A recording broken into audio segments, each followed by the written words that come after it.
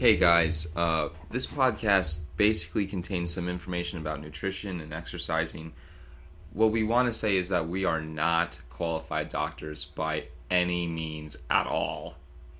So what we want to say is anything that you gain from this podcast, we want you to double check that with your doctor first, run it through him or her or any of your healthcare providers first before doing any of the activities that we talk about here. All right. Enjoy and thanks. The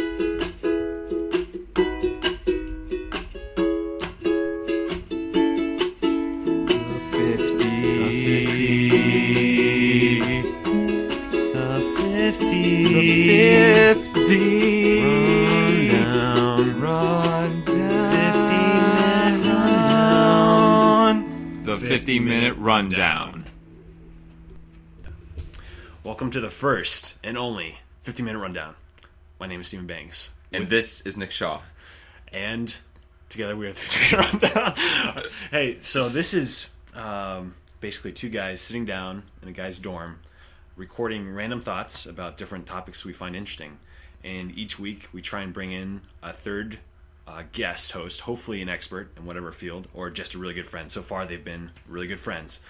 But who have been experts. In a way, yeah. Pseudo-experts. The combination of the three of us has come up with something hopefully mildly entertaining and occasionally informative. So, yes. Nick, do you want to introduce yourself? Definitely. So I'm Nick Shaw. I'm a biomedical engineering student, senior year, so gonna graduate.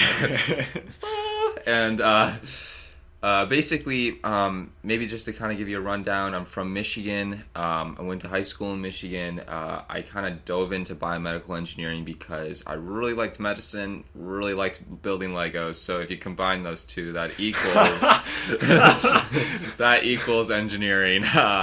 So just for those who don't know, biomedical engineering is just kind of this mix of like building like prosthetics or looking into the genome and trying to discover little secrets and like constructing devices from that knowledge. I also have a side interest in Spanish as well. Really set to learn the language and hablar a little bit more bien. So that's kind of me and my background. I also have a really strong passion for music and, of course, running. Steve, why don't you say something about yourself? Yeah, I'm 22. I'm a mechanical engineer. This is my 5th year in the engineering program at UC, so I'm a senior looking to graduate in August, so really pumped about that. Yeah, also trying to get my MBA, so open up some different opportunities there. I'm from Loveland, which is an old railroad town about 25 minutes outside of Cincinnati, so Cincinnati was very, very close hometown. And I just like talking about different things, so this podcast makes sense for me. Yeah. I mean, why don't we talk about how we even decided to start this thing? Yeah, so pretty much Nick and I met at this volunteer week-long adventure down in Kentucky, and as we were coming back on the long car ride, we got to talking that we both like endurance sports and we both like getting up in the morning and working out, but we were looking for other people to do it with to make it less painful. Or at least make them suffer with us. Right. Yeah. And so we ended up devising the strategy of getting up around 6:30, going and doing a swim workout, not very long, I don't know, maybe I think 15 minutes. 15 minutes, yeah. Beware. Excuse to get in the water. Then we do some sort of ab workout, and actually our first activity was to run to a local mountain, which is really just a hill. And we'd get into these really in-depth conversations, and we stopped doing the morning thing after I think it was probably a couple months. Yeah, I kind of wore on us. Our willpower got used up. Yeah. And we started just doing like an hour run on Saturdays. And we did this for 2 years or so. And then late last year, we were like, well, why don't we sit down and actually record this? Because other people might enjoy this. And it would be nice for us to listen back later. And for memory's sake, when we, to remember, oh my gosh, I had friends back then. Wasn't my train of thought exactly. Yeah, it was mine. But anyways, yeah. So, so we kind of sat down. We're just like, we're having insightful conversations. Well, at least what we consider to be insightful. Why don't we just record this and share it with whoever needs or wants to listen to something like this? And the cool thing about the podcast is just an excuse to bring in our friends who normally we wouldn't get to see. Like, for example, our first couple episodes, we have some friends on who normally I wouldn't get to talk to, but now I get to have like an in-depth, semi-professional conversation with them. Right. Yeah. And it's really cool because you learn about so many people's history and their backgrounds and perspective as well. I would just say at the same time, so that you guys know, we're bringing in a guest every single episode that we're going to have here. And like we said, they'll be pseudo experts. So they're hopefully going to provide a different tone of voice, first of all, from me and Steve, and also just a different view on the subject. So we really hope that adds a little bit of a dynamic to our podcast and something new for you to listen to each time. We decided to go for 50 minutes because it was long enough to have a real conversation, but not long enough that our throats become completely parched or listeners get bored and wander off. So we usually end up with points we want to hit by the end of the podcast that we haven't hit, but we try and pick the best ones. And for you UC students out there, ironically, these podcasts last just as long as the class period does. Hint, hint, clue, clue. So, yeah, and we're really looking forward to this. We've kind of mapped out a list of different areas that we're going to talk about. We apologize if we stray from them, but that's just where the conversation is taking us. And what we hope is, if you find one topic really interesting, you can listen to just that podcast. You don't have to listen to all the other podcasts to get there. You can just jump right in on that specific podcast and, click around trying to figure out what portion that you really want to listen to and get some insight about that area. Yeah, so for example, today's podcast is going to be about nutrition. Next week's is about productivity. We have one about cardio. We have one about living in different cultures and speaking different languages. We have one about Eastern philosophy and meditation. So hopefully there'll be something for anyone out there who wants to listen in. And just depending on the feedback we get, we'll definitely do part 2s to those. If you guys want to hear more about what we have to say and what the guests have to say, we'll drag them back in here again for you. By popular demand. So if you're one of our 5, you have huge influence on where we go. Yes, in our growing audience, yes. That's kind of where we are.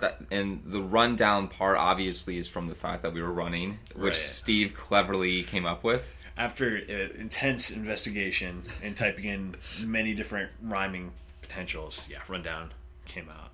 Yeah, and we couldn't call ourselves The Rundown because of the movie. So if you were to Google us, that movie would probably crush any chance of us getting famous. So that's why we had to put the 50-minute in there. So just in case you're wondering. One cool side effect I found from this podcast is that you get to hear yourself back. Normally, no one sits down and records themselves. And for 50 minutes, any verbal quirks you have or any little nuances you have are going to come out in your conversation. And so you get to hear what you sound like. And each time I've learned something when I've listened back, how I want to improve. And also, I think the medium of podcasts is interesting because you do want to hit specific points, but it's also a free-flow conversation, so you can't be too stuck on script.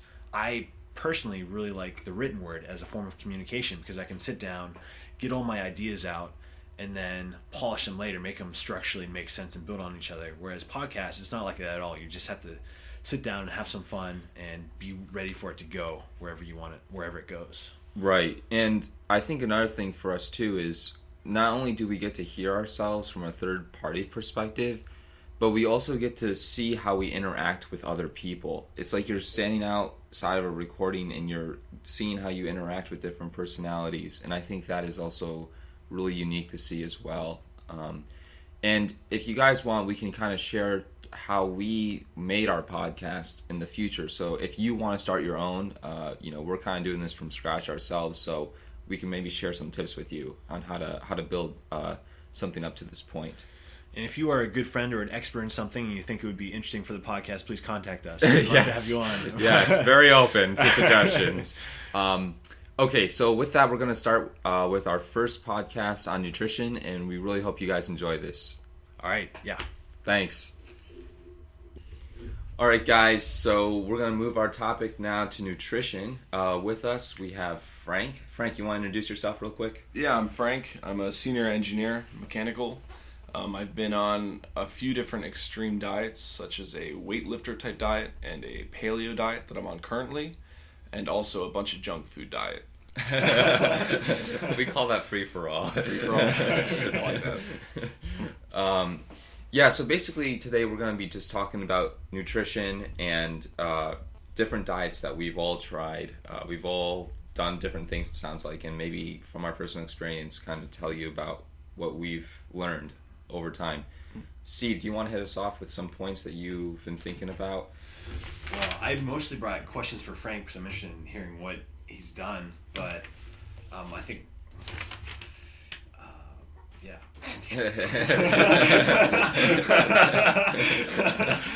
So when did your interest in nutrition begin? It actually started with this sport that I play in, I suppose. It's Brazilian Jiu-Jitsu. It's a lot like wrestling, but with submissions and chokes, things like that. I got really into it, really addicted to it, and diet is a part of any sport that you play because it helps your performance. And if you're willing to put as much time as you are into a sport, you might as well get the most out of it and heal the fastest so you don't get hurt. So that's where it all stems from, is going through this time where I would spend 3 hours a day on this sport and needed to know how I can eat better to not get hurt. Wow. Yeah. How do you sequence your meals with training? Are we talking about now or back when I was eating well, you can talk about how you've changed or evolved or what you're doing now. When I was overtraining, and I do mean overtraining, where I wouldn't have enough energy to, I don't know. I couldn't even laugh at the end of the day. It was kind of crazy. I know it's crazy for me, especially. That's with no broken ribs either. Yeah, it actually ended a relationship too. I'm dead serious about that. Wow. Yeah. Sorry. Oh no, it's cool. But I was. So wait, you were asking.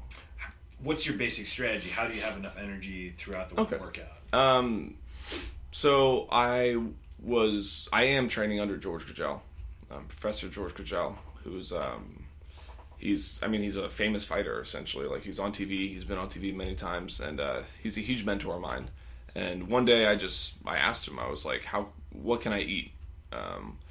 Back then I was eating a lot of organic food. I was on an organic diet where I would go to Whole Foods and spend way too much money on salmon and things like that, and just everything was organic. And he didn't quite recommend that. He said, no, you have the wrong concept. It's not, they're organic. Okay, you can eat that if you want, but it's more about not having hormones and steroids or whatever they are in the chicken. Yeah. And also it's the strategy of eating. And he gave me this. He actually had me write down everything I eat in a day. So wow. I had to come with him with a piece of paper that everything I eat, I added red wine to the list. This, that. At the end of the night, I had red wine, and this hourly list. And he just changed it, pretty much. And it was a lot of carbs. It was more of a weightlifter diet, and it's really carb. So it'd be I don't know the exact percentage, but let's say 40%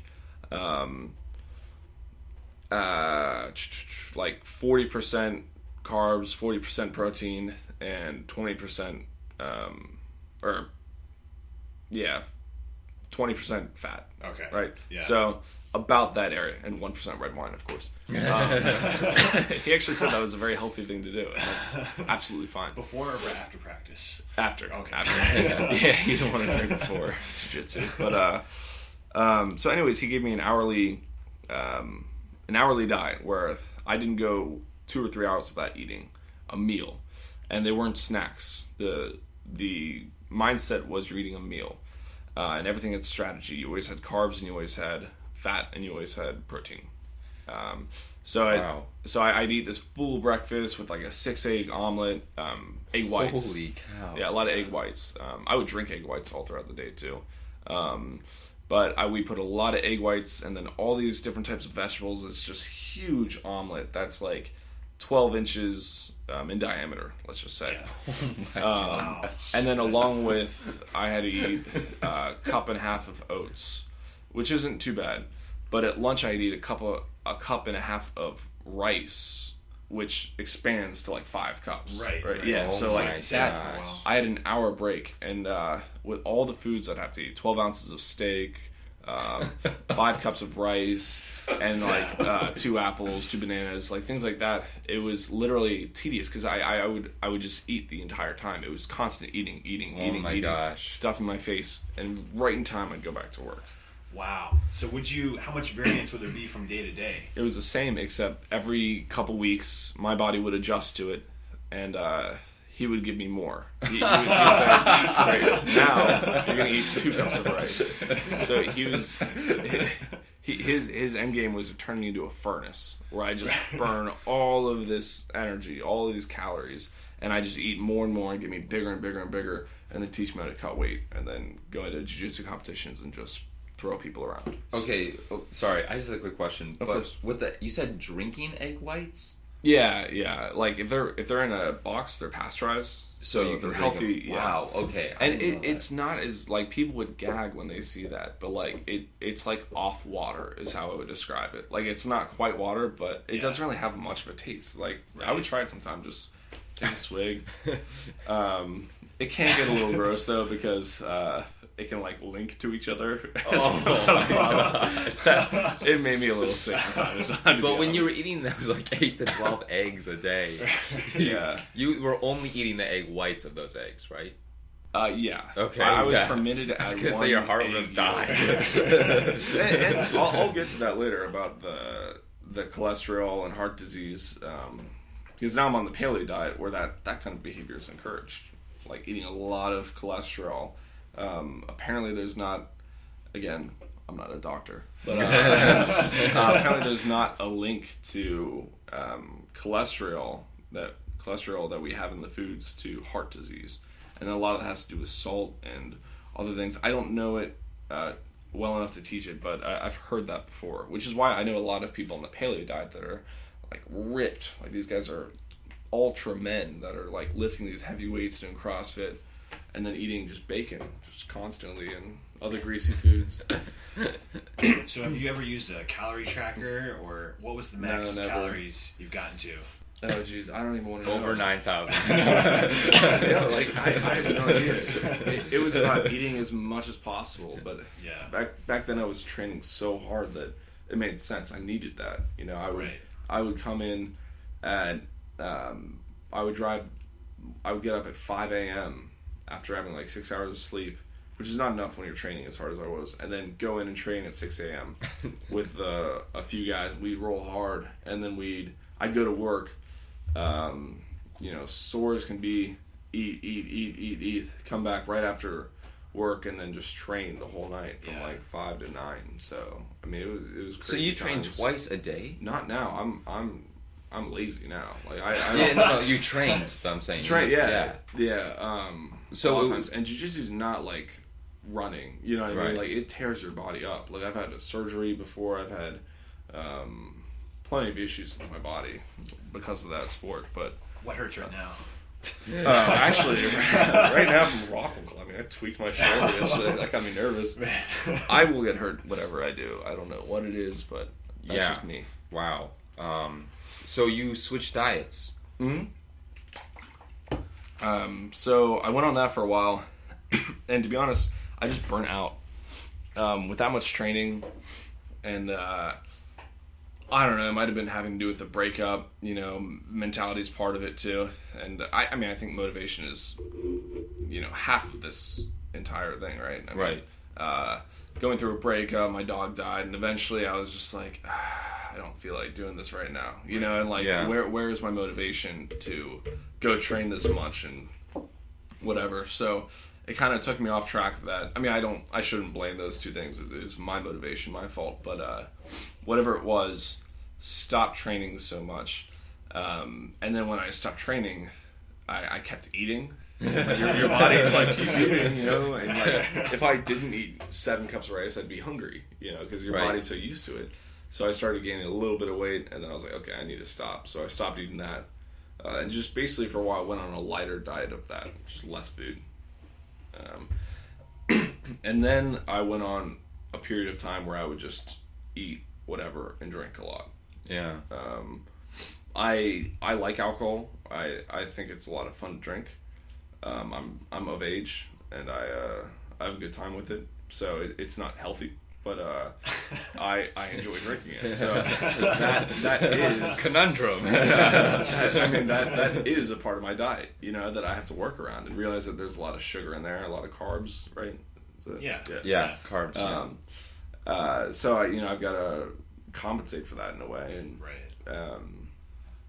I think a lot of bodybuilders deal with that issue too, though. They'll like have a really strict diet, and then it comes to the weekend, and they'll just go all out. So a lot of people burning a lot of calories. That in. Yeah. But.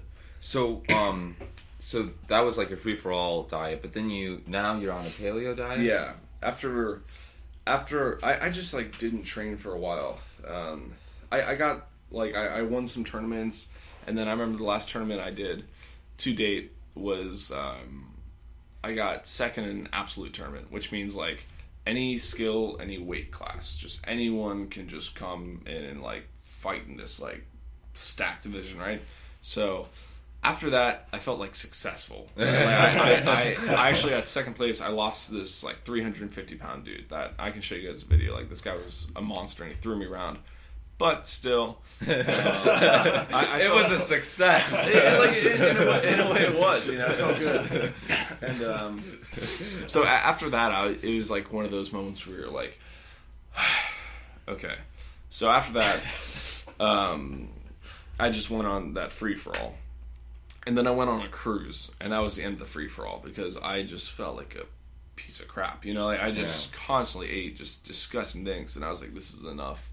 Oh, sorry to go back, but I didn't mention that the weightlifter diet was gluten-free, too. Oh, okay. Did not eat gluten. Yeah. So, I don't know, are any of you gluten-free? I'm starting to go that direction. Okay. But yeah. Yeah, I felt clean. What's the main idea there? I honestly didn't understand it too much. He was my professor in jiu-jitsu, and I just did exactly what he said. Yeah. So that's all really comes through. I'm serious, like from your education, if you see anything that I'm like really messing up, obviously I shouldn't be drinking a lot, but like things that I think are healthy that aren't, I mean, feel free. Yeah. I appreciate all advice, but starting to get back on track now. Paleo diet, it's more like 40% fat, 40% protein, and then 10% carbs. Jeez. Maybe even less than that, to be honest. It might be high. I don't know. Like it's really low in carbs, and it's sort of like the Atkins diet, except I think the Atkins diet, the difference is you ate no carbs. Like you avoided bananas, you avoided certain fruit because you wanted your body to run in a different way, right? And that was unhealthy. And a lot of people died on that. Yeah. They died on a diet, yeah. The diet was temporary either because they got fat right away or they died. Yeah. But what's the other 10% then? You said 40, 40, 10, and then... Oh, goodness. Let's just say 20 then. So when you're saying these percentages, would you try and have those in each meal or just over the course of the day? Each meal. Okay. I really like the paleo diet. It's kind of like I don't look into these things so much as I should. I look at people that are in really good shape that I know personally, and I know their diets, and it works for them. I did read a book on it, but it's essentially you're running off of fat, and the idea that a lot of carbs is not healthy. It's like refined, and ever since like the food industrialization took over or whatever, like we started making these I don't know. I can't pretend to know what I'm talking about. I read a book. I should know. But it's just saying like go back to where we were cavemen. We had like hunt for our animals, and we were we did like little bits of exercise throughout the day. So it's a lifestyle. It's saying that you should go to sleep when it's dark. You should wake up when it's bright. You should do essentially like CrossFit, where it's just like bursts, just like they would in when you were a caveman. You would have to just like sprint for your life, or you'd have to hunt an animal and kill it and things like that, or defend for yourself. Like, and they say just work out a few times a week. Don't go crazy. Do what feels right for your body. When you're hungry, eat. When you're not, don't eat. That's all it is. Like, it's don't follow an hourly diet. Don't follow quantities. Just eat when you're hungry. And I really like the lifestyle itself. So you mean humans weren't designed to sit in a chair for 8 hours a day? And stare at one screen that doesn't move? That freaks me out itself that we're doing that. But and it said go out in the sun, live a natural lifestyle, have fun, enjoy, try to eliminate stresses in your life. And I just really like the mindset of it. And I got to eat bacon a lot. So yeah. Yeah, key thing for me, if I can get healthy food in the house, it's not an issue for me to eat it. So, and if I have bad food, I'll eat it too. So if I can just not buy the bad food, that's really directs me on the way to success. Yeah, there's a lot of studies that show that you have a certain amount of willpower. Like, you have a set quantity of willpower. You can, like, exercise it so that you can gain more willpower, or some people have less willpower. But basically, you're expending willpower to avoid bad foods in your house. Does that make sense? And so you have less will. So if the food is not already the bad food is not in your house, then you don't have to expend that willpower, if you have it, to avoid those foods. So I have like 7 points of willpower today, and I can like spend it where I want to. Exactly. Yes. Wow. And you regenerate it. And you, by exercising your willpower, you actually gain more willpower points, I guess. But that's kind of like the analogy. That's very cool. Yeah.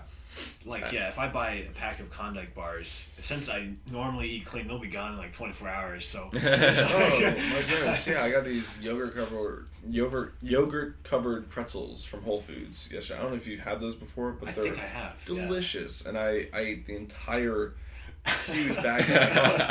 But have you ever been around the house and just like been craving chocolate so bad? It's something that you're like, you wish you had it in a way that like it would be worth the cheat. I feel like a pregnant woman sometimes, just roaming around the house, just wanting food. The way I get around that is I have protein powder, and so I was like, okay, I can go work out and then have some chocolate protein powder. Now that's not good enough for me. Yeah, I haven't worked out like. I haven't done just a workout in like years. Like I've done. I need someone to be wanting to choke me to get me to work out. Like that's how it is. Like I'm gonna go to a gym today, and I'm not gonna do anything. I'm gonna sit down, and someone's gonna try to choke me, and that will make me move around. Right. And they're gonna try to break my arm, and then I've got to try to move around, or else I will get my arm broken. Other than that, I can't just go lift weights. I mean, I could. I just don't have that kind of willpower. You know, maybe it's all done with the food part. I don't have time for that or willpower points. Well, yeah, after that high stimulus of training for so long, going in lifting weights, like that's a different type of pace or mastery, I guess. Like you get really good. It's a different mindset. I've always needed someone to yell at me. I need someone to call me a little girl. To break your arm. Like, seriously, I need that motivation. I am the laziest. It's hilarious because like I am the laziest person I've ever met. Like just like me as a person, I just want to like play video games and like eat a bunch of junk food. But at the same time, I like experiences. Like I like skateboarding, I like skydiving and wakeboarding and this and that. It's this weird mix for me that like I want to sit down and play video games all day, but like I will, if I ever do it, I will hate myself so much to this extent where I need to go out and do stuff. And it's just funny to think that I've done all these competitions and stuff when really I don't know. It's like I wasn't made for that, but I still do it. I don't know. It's weird. Huh. That's interesting. I'm a different dynamic because I like pushing myself. I don't really like it when other people are directing me. So if I've been football and done several different team sports, but I find individual sports where I can go at my own pace, if I don't feel good that day, I can stay inside, whatever. For me, I do a lot better under that environment because I know I can push myself at extra length. I could definitely see that. And jiu-jitsu is similar to that in a way that I don't have to go today. Yeah. But once I'm there, they're going to yell at me. It also, it's a heavy investment though too. So I feel like if I join, this is a little bit different from nutrition, but if I commit to a team and I pay for it, and then if I feel bad, then I feel like I'm losing money, or it sort of turns into a job if I'm just feeling like crap that day and I feel like I need to go. Yeah. So, yeah. Right. It's crazy though, like as far as working out and stuff, like just me, over the past couple of years, I went from being like one of the most, not counting the professional fighters at my gym that are doing that for a living, I was, not to show off or whatever, but realistically I was one of the most motivated people in there because I would just constantly go, just train. I mean, the hours you're talking about is incredible. Well, yeah, and it's not, and like it like breaks your body down too. You know, it's not like it's more than hours. You know what I mean? Like it's hard, and like, I mean, I would go there and like I remember having to like almost cry when somebody would choke me just because I get so mad. Like I was emotionally invested in this sport, and just to see, excuse me, like this huge like fall of like lack of motivation that came out of nowhere for like a year where like I've been training but like I'm not like in it like I was, and it's really strange to experience, and it's almost fearful for like now that I'm starting to get back into it. It's like I'd be afraid to go back, kind of like people are afraid to go into depression because like it's like we'll just be happy, just train, you know. It's not like that. Like it's like you need to change factors in your life to get to that motivation point. I don't know what it is, but it's scary. Like I don't want to dip down again like that and get out of shape. So yeah, you know, people say like you just gotta train, man. It's like it's, you know, like beer and girls. Like, there are reasons why I'm not training right now. I'm having an excellent time. How can I avoid? You know, I don't know. So as far as reducing overhead involved with eating well, do you have any strategies for shopping, or are there certain meals that are really healthy that don't take that long to cook? Or I mean, as far as paleo goes, every time I eat, it's pretty much delicious. Like I'm not eating much mass, but I'm eating like bacon and eggs with egg yolks, and I'm not eating bread, but like it's still very good. Like I don't need too many cheat meals a week, just because like I'm allowed to go get this, you know, steak and just, you know, I'm supposed to down. Well, once you have steak, you need fat too. Protein is not enough, so you add fat to it in some way. So like you can put olive oil on it, and that's healthy because you want fat with your protein. So like with that, there's not much need for preparation. Of course, people get into it, and there's plenty of cool things you could look up online. But me personally, I like meat, and I try to eat vegetables too, you know, because it's healthy. Wow. But I don't like them. But it's so. Yeah, I was gonna say it's so weird because I think my diet is like the opposite of yours. What is your diet? I mean, first of all, I'm not a doctor about this either, so I'm still experimenting. But basically, I kind of eat the same thing every day, but it's very like organically based, I should say. I usually have like 2 eggs with like I kind of like take 2 eggs and just a ton of like frozen vegetables, and I cook that. That's like my omelet for breakfast, and then somewhere in there I'll have like 2 sliced whole grain bread and put like some hummus or peanut butter on them, and then towards the end of the day I'll have like either like a salmon or some sort of fish cooked with more vegetables. And do you not eat anything in between that? I kind of snack a little bit, like that bread and hummus is like a snack, and I'll eat like a fruit, like a banana. I eat tons of bananas too. That's kind of my. Oh, that's good. That's my sin. I eat so many bananas on my weightlifting diet. It was insane, like 7 a day, something like that. Oh wow! I mean, I usually sometimes I peak at 3. I'm like, this is probably too much for me, but it's not the worst thing in the world. Yeah. So I mean that, and then also sometimes some Greek yogurt too, and good. like those are kind of like my little snacks throughout the day. And then my big meal is the fish and more vegetables. So, I mean, I've kind of refined it to that point. I had a long journey getting there. I know Steve has had some experience in this.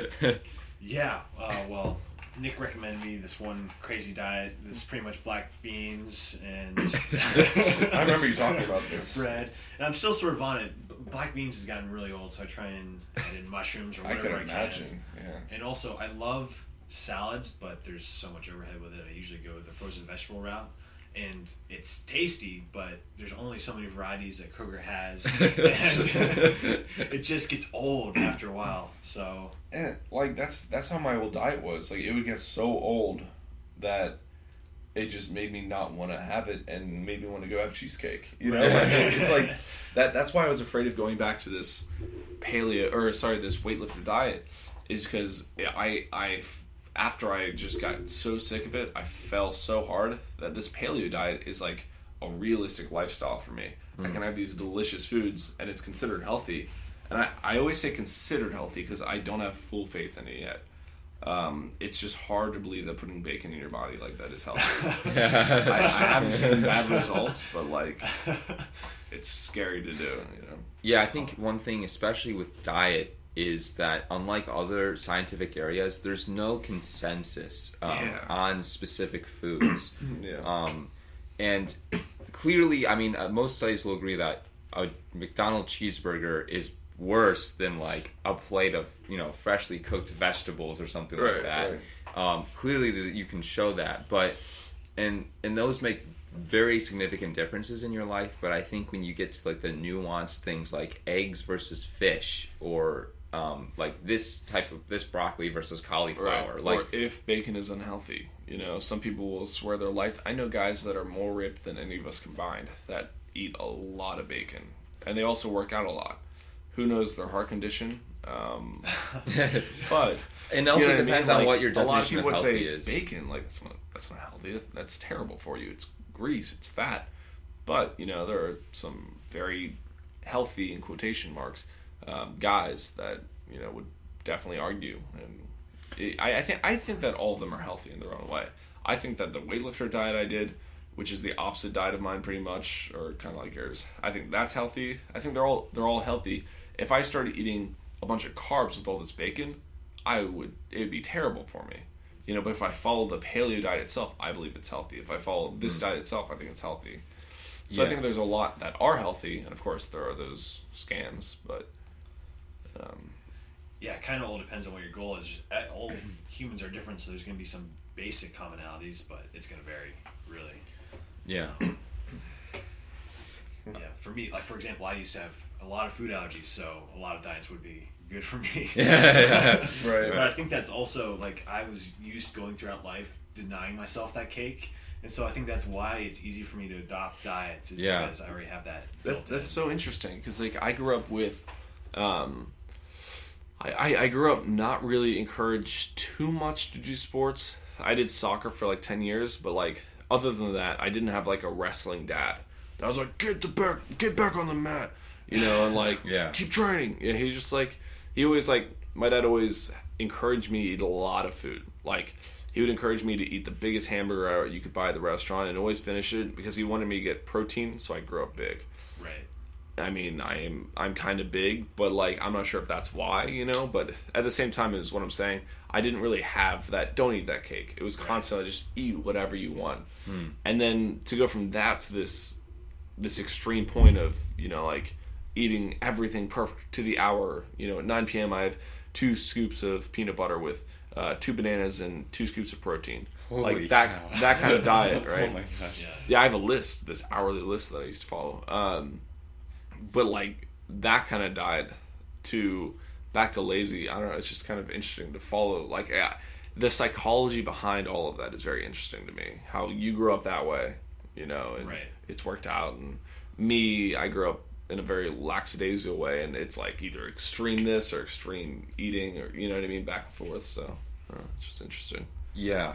One thing I just wanted to like throw maybe talk a little bit about nutrition labels and stuff like that.